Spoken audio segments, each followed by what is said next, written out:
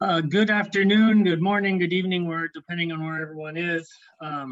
Certainly a momentous week, certainly dovetailing well into the topics at hand today.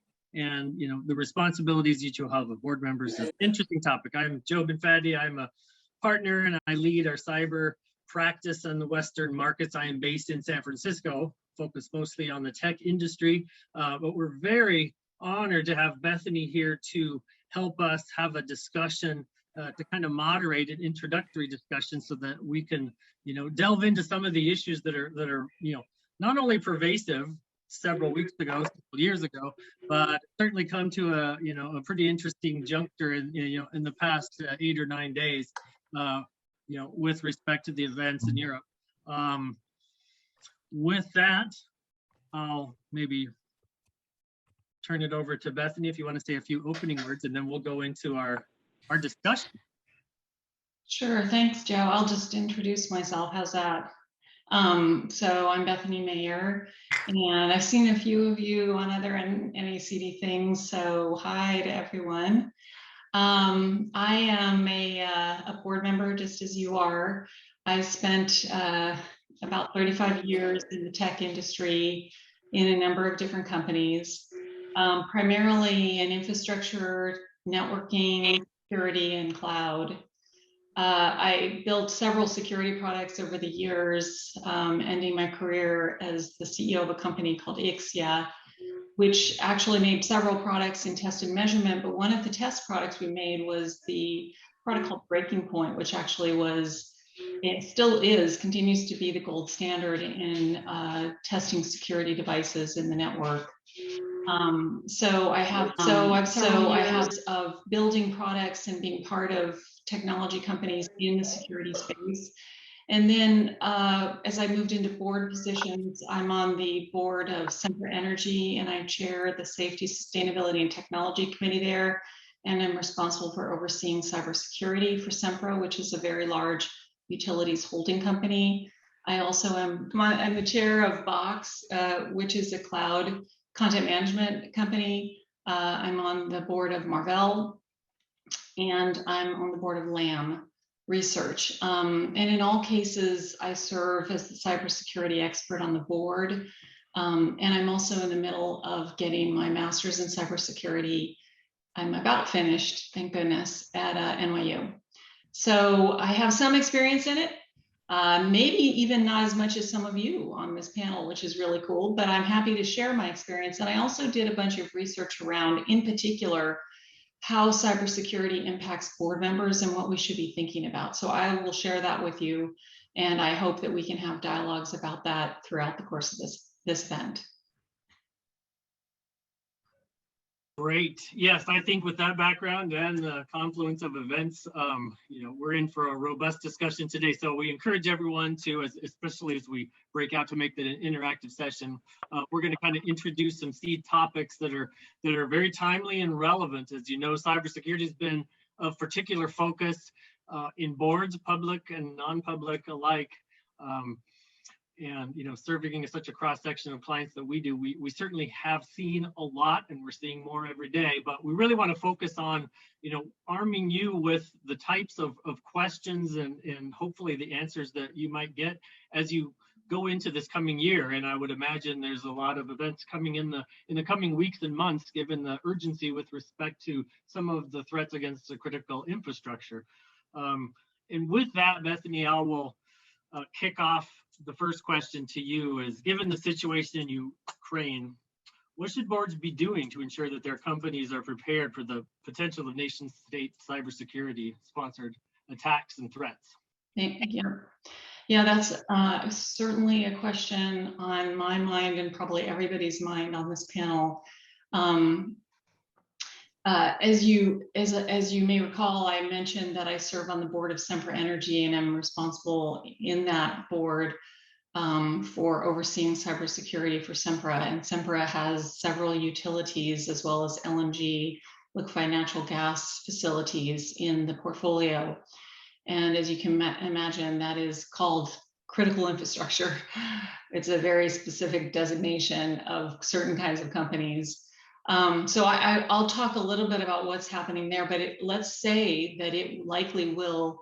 My thought is you should think about this as applying to all your companies, okay? Because what's going on right now in Ukraine and with Russia, Russia has, as we know, as a country, has spent a lot of time and money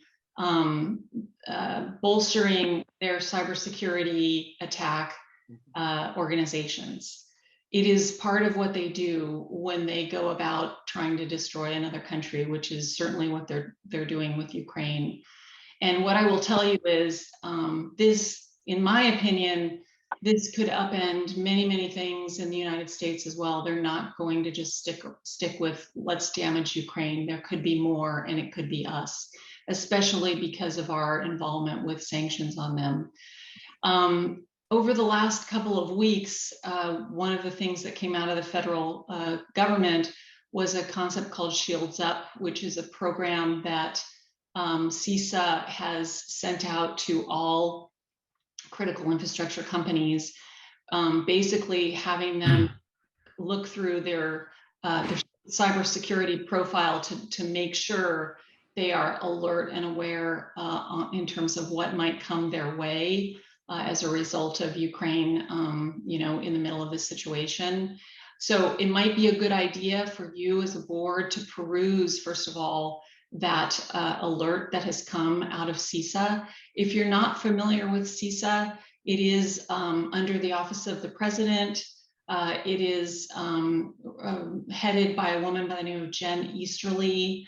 They offer a number of different wonderful pieces of information around cybersecurity, and can provide you with a bunch of very good resources here. So one thing you should consider is looking at the Shields Up alert and all of the aspects of Shields Up as a program to see if that might be useful for your company. The next thing I think you should do, and I would just recommend it, is I think, and I know it sounds a little like maybe over the top for you, but I actually have done this, is call a special session of your board to review the cybersecurity posture of your company. And you may have just had a board meeting and maybe you did that. So, okay, got it. But my opinion is, given where we are right now, having the management team aware that the board is profoundly concerned about this and sitting down on a Zoom call for a couple of hours, reviewing what they're doing to assure that you remain secure during this time, I think is worth the time. And in that meeting, you should review, first of all, as you may always do, so I don't want to presume anything, but you want to review using their framework, the detect, protect, respond, all of the aspects of NIST that is available to you, to make sure that they have put in place appropriate programs to try to counter any potential attack, especially around any patching and vulnerability assessment. So are they fully up to date on patches? If not, where are they on patching? And how are they with regard to any vulnerabilities that are out there stated in the wild? So that's probably my third one. And the last one is, I would say, consider having them look at zero trust as a go forward program. This takes time. This is not some small amount of small task, but basically the idea is to move beyond firewalling and into assuring that everything that anyone gets access to is role-based, that the network is completely segmented, so that even if someone gets into the network, they can't move anywhere without the right access. So those are things that you should talk about and think about with your management team as a result of what's happening now. Yes. Yes, that makes a lot of sense. Thank you, Bethany. I think those are good pieces of advice. And if you saw the Easterly letter, and I see that someone dropped the link in there. There is an entire toolkit, and I think this was pushed out through the NACD with the letter, as well as the links to that framework and some of the tools available that CISA not only offered in terms of activating shields up, but also, just as you suggested, kind of continuing the program, because, we were all thinking about some of these areas, weeks and months ago as a matter of course, of business, but it was certainly the heightened threat, not only that exists now, but also just the general pervasiveness of, the speed of change in technological infrastructure, the continued reliance on more and more third parties, and, that trust web, the cyber constituency, I call it, gets wider and wider. And as it relates to, what boards say and interact with management, Bethany, I'll direct this question back to you again. How has your board gone about assessing the security posture of your company, and how do they handle cybersecurity in committees and communicate such to the broader board as a whole? Well, so I'll talk about what we've done, but also I would suggest that you guys all consider this, and you probably, many of you already have. In a couple of the cases on the board, some which I sit, they had no, I remember sitting in one board meeting when I first joined the board where we were talking about cybersecurity, and it was this mishmash of stuff, that they were talking about. I mean, there was a little bit of patching, there was, we had some phishing attacks, we've done some training, but it was like all over the map. I mean, there really wasn't anything. And then the sort of the whole picture of what's our security posture look like? How do we compare with anybody else in the industry? Are we okay? Are we terrible? And what's the situation? I couldn't tell. So my advice, and it's fairly straightforward advice, but my advice to everyone is make sure that your company to determine what their security posture is. Now they can create their own framework. That's fine. It doesn't matter. I mean, it's important, but my advice is that they have a framework. Oftentimes companies use the NIST framework. Some use MITRE. There are others out there, but I like the NIST framework because I think it's very thorough, and it goes across everything from preparedness to during an attack, how do you respond to it, to after the attack, what do you do then? And so basically, utilizing a framework to base your assessment for your company on is really important. So my thought is using a framework. We did. We also, in all cases, hired an external company to come in and assess the company fully. So that meant from policies and procedures to employee behavior, to what technology tools we were using, to vulnerability assessments. All of those were reviewed in depth to essentially create a profile of what our security posture looked like and how at risk we were as a company. And that was also what we used as a roadmap to go forward with. So my advice to you is also to consider doing that. And then we'll talk a little bit more about supply chain and suppliers, I think, here shortly. But that's the other big concern now, of course, with SolarWinds. And there are a few things you can do to ensure that your company is doing work on this, because they do need to begin to review. People are starting to talk about S-bombs or software bombs on others' products that come into your company's infrastructure. They need to know that that software is safe for the company and that it's not introducing malware. And we can talk about that as well. Yeah, I mean, that's an excellent point. As we were talking about before, the history and legacy of trust implicit in third parties and their use across distributed technology platforms and products is never been what it is today. And in many cases, the risks have not only they change, but they've been harder to navigate and control, because they're controlled by a matter of trust and the signature on a contract.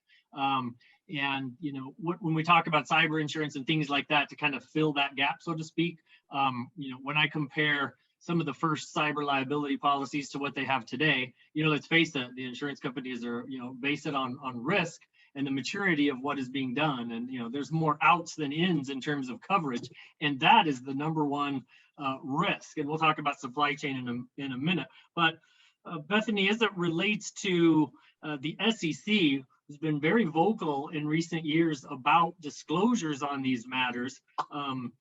What will this mean for boards as you kind of continue this certain circumstance and going into the future, given those facts? Yeah, so this is part of my thesis that I wrote about, and I kind of wanted to shout it to all of the board members that I know. And I don't actually really care what grade I get on my thesis, because all I care about is that, you know, other folks who sit on boards like me realize the liability that they are facing at this time. So just if you know this, you know, apologize for being redundant, but as you know, Gary Gensler is the latest SEC chair. He is very focused on cybersecurity, and in particular on cybersecurity disclosures. And what those disclosures are changing. Okay, so cybersecurity disclosures have been around a number of things, not just breaches, but also whether or not the board and the company has disclosed what information they know about their own vulnerabilities, whether or not the company has been breached. Is important. So they have enforced actions, have taken enforcement actions on specific companies, not because they were breached, but because they didn't disclose a potential vulnerability, even if the vulnerability wasn't exploited. And that was in the case of First American, which people may be familiar with, and also with Pearson. They actually called that board misleading. So first is all of the disclosures around what's happening in your infrastructure as a potential for, for violation. Now, what also is going on at the SEC is they're starting to move into stronger and more disclosures around cybersecurity. And that means having people on the board who actually understand cybersecurity. So just FYI, there's two things happening. One, there's a bill going through Congress. It's been going through there for a couple of years, so it's not like it's who knows when it'll come out, but it's called SB 808. What I will tell you is that not only is that going through Congress, but 5 senators, sorry, around February 8th, wrote a letter to Gensler saying that, thank you for the disclosures that you've pushed for cybersecurity so far, but we demand that you also make companies disclose who they have on the board that has cybersecurity expertise and what they're using for cybersecurity frameworks. So that's also coming down the pike.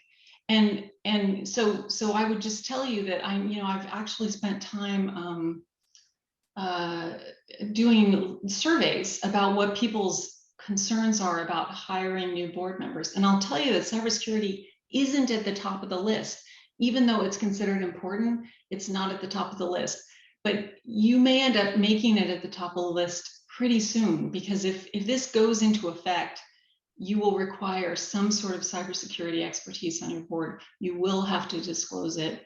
And the individual won't be held any more accountable than anyone else, because it's a full board accountability, but it will matter whether or not you have one on the board. And the last thing I would say about the SEC is, this is a top priority for them. So they are enforcing. You may be somewhat, so of course you're familiar with the SolarWinds situation. That board has been sued in the court of Delaware. And I will tell you that they're being sued under Caremark. Everybody knows what Caremark is? Can you nod your head? Okay, Caremark basically, and I know Nora's on here, so she knows what Caremark is. Caremark would essentially enable them to strip us of the good business judgment rule and make it into strict liability for some issues. In the case of Caremark or of Marchand, which was about a company called Bluebell and Listeria, it was because a bunch of people were killed by the product, and the board did not put in place any systems of oversight at all, and it was considered negligent. And they have taken that same language and applied it to SolarWinds. So, and cybersecurity breaches.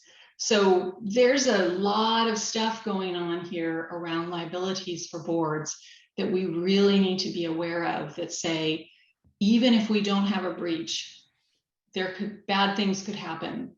So I want you to just keep that in your mind, you know, when you hit your next board meeting, or when you talk to your chair about what those possibilities might be.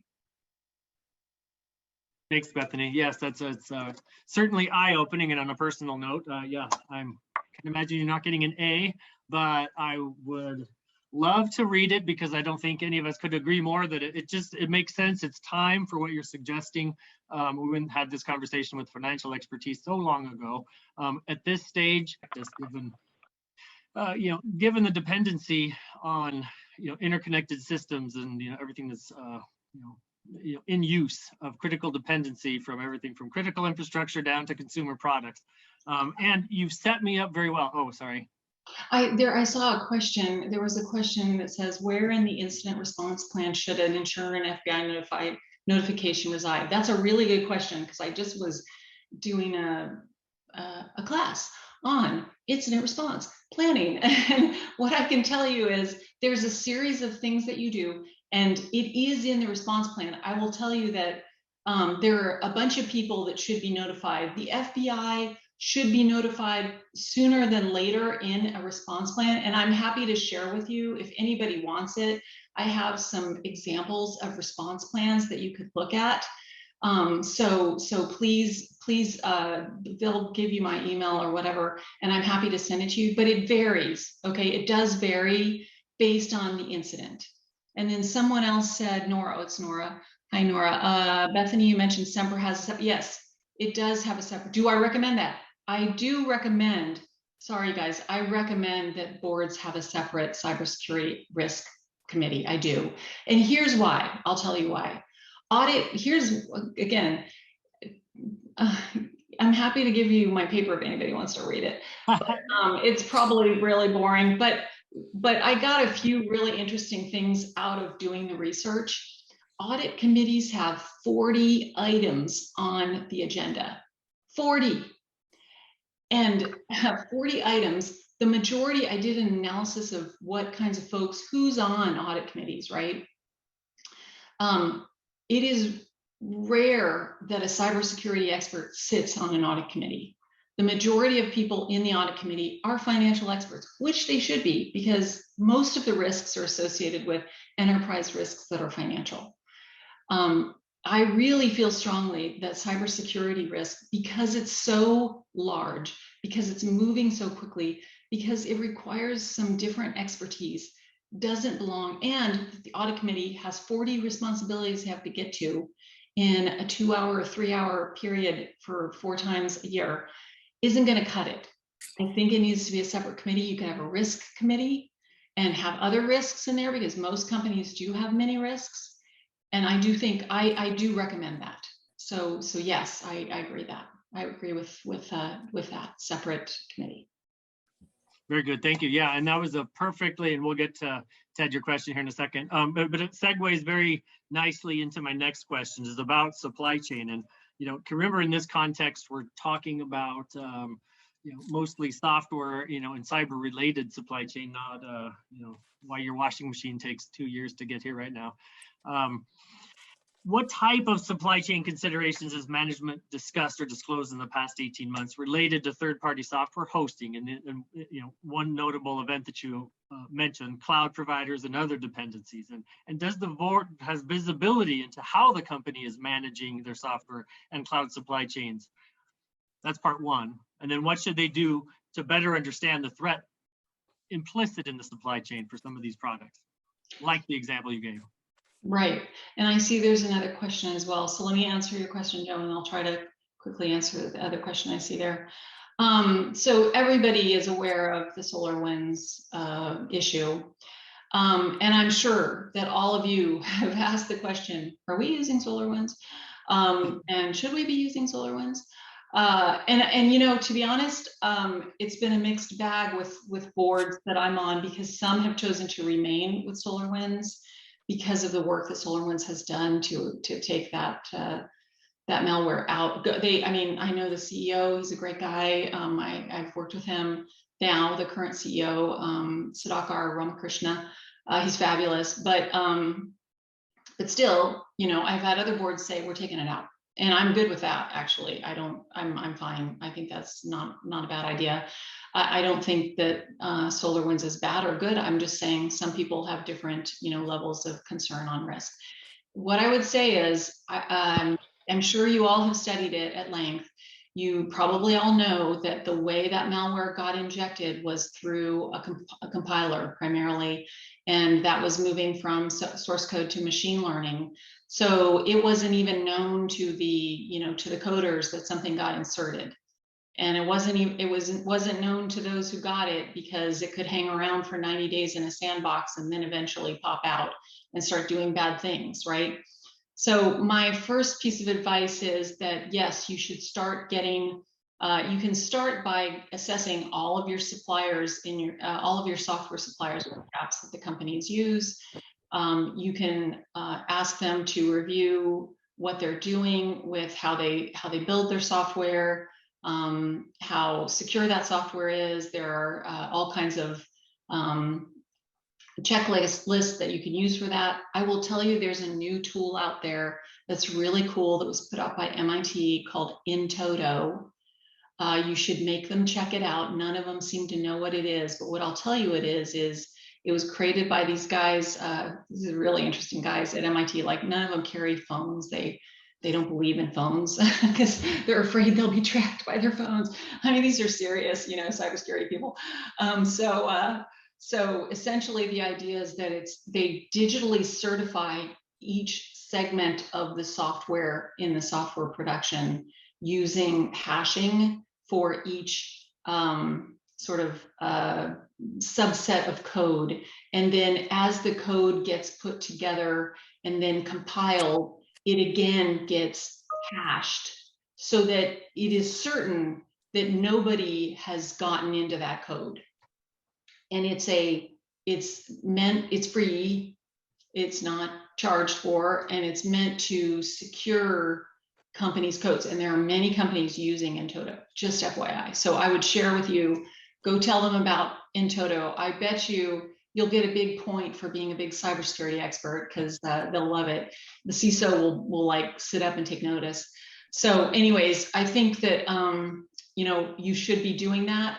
And you can work with your CISO to create a checklist for analyzing, you know, what the suppliers are doing in the software to the company. And then finally, the question of, is the board collectively liable? It is. If the board is collectively liable, then cyber is a board issue, not audit. You are right. So why propose a subcommittee?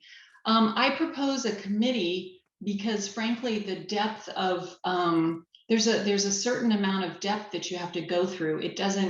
Doing it at the full board every quarter is something you could do, no question, but I just meant you should have a good chunk of time, a 2-hour time frame or 3-hour time frame, just what you do with your other committees, which you think are important too, to be looking at the cybersecurity risk issue. So whether you wish to do it in your full board for 2 to 3 hours a quarter, hey, that's great. Or whether you wish to do it in a committee on a quarterly basis, I think you should do that. But don't stick it in audit and, you know, hope for the best, because I just don't think that's going to be good enough. And I worry that the SEC is going to come eventually and, you know, be unhappy with us if we keep doing that. Oh, good. Dave Collins put up the Intoto stuff. Thank you.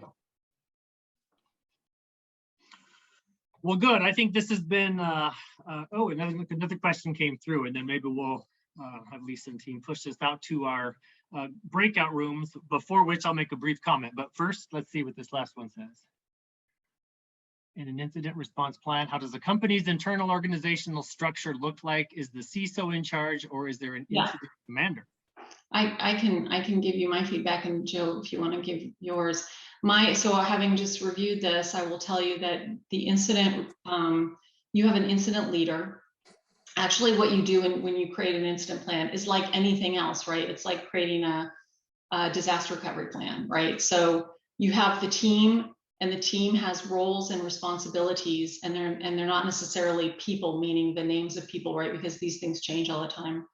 So the incident leader may not be the CISO. It may be somebody else, but probably likely it would be the CISO or someone who works for him or her, because it has to be someone who's fairly technical. So you have the incident leader, you have actual folks who are working technically on the incident. You need to also include your legal team, your HR team, your internal and external comms teams, your executives, what your escalation plans are, what the timing you think that they should be are to reach out to the FBI, to external advisors. So as I said, I have some examples of this that I'm very happy to share.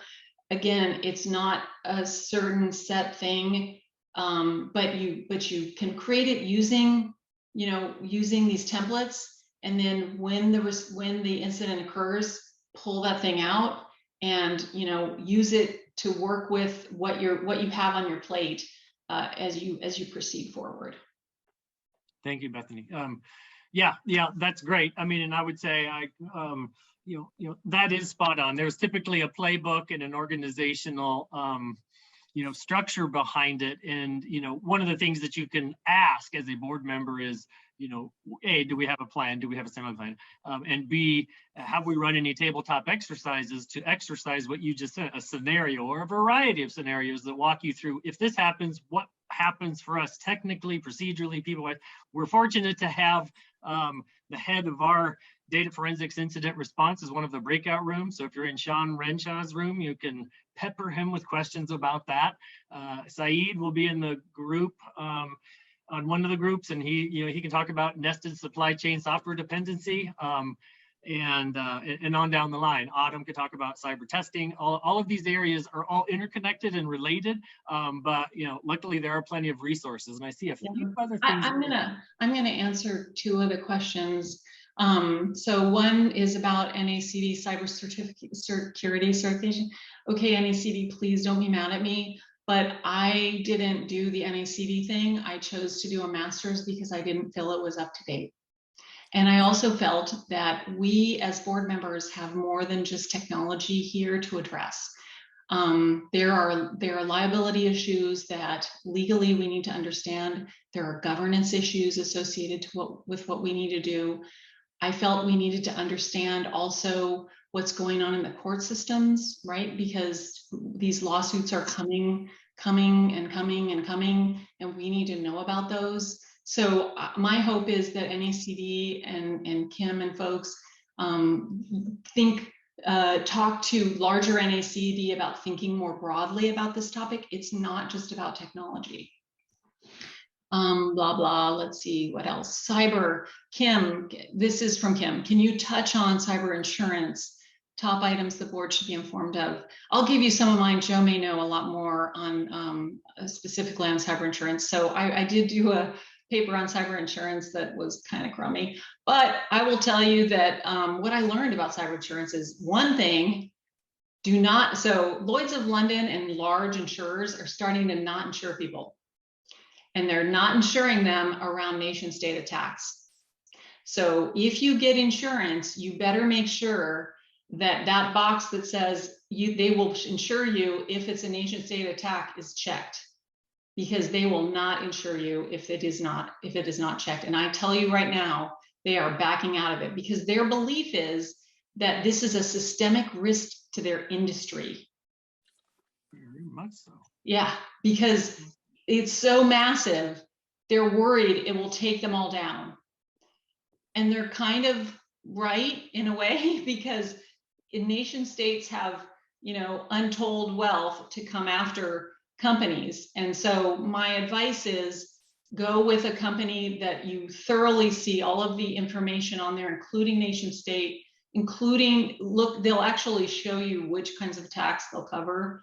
Look at those attacks, because it matters at the end of the day. That's about, and then all of the normal insurers cover it. So Chubb, Travelers, Lloyd of London's, etc. They all cover cyber, but it has gotten very expensive, as you probably all know. And some of them are backing away from nation state attacks and different kinds of attacks like ransomware. They won't pay. Yeah. Do you have any comment on that? No, I would say, yeah, initially it was very, comprehensive, but through experience and of course, massive claims, they've whittled away. And again, to your point, it's very complex to navigate exactly how the coverage works, what coverage you get, how much you're going to pay, and what you're covered for to fit your unique circumstance as a company. But that's something that needs to be paid attention to. But one of the most important pieces of advice I would give is that you've got to be able, this is management. Management has to be able to demonstrate that they've made a good faith effort to, mitigate the risks associated with whatever happened that resulted in a breach. When that is missing, coverage is just gone. And as a board member, that is one area that, we certainly encourage you to dive into, is the reconciliation between the current state reality of your security posture and infrastructure and your insurance coverage, because the days of just plugging that in and saying, well, we're going to do everything that we can, and that's going to cover us for whatever's missing. Those missing pieces, the list is too far and too long to possibly comprehend to rely on it as a credible source. And if it were, you'd spend so much on it, because they're right. The costs associated, I saw it buried in a question above, the costs associated with dealing with some of these when it gets real, which, like I said, it could be any day now. I know one of the questions was, how much do we need to be concerned here in the United States versus Ukraine, who is the primary target right now? On the surface, of course, that is true, but behind the scenes, there's far more going on.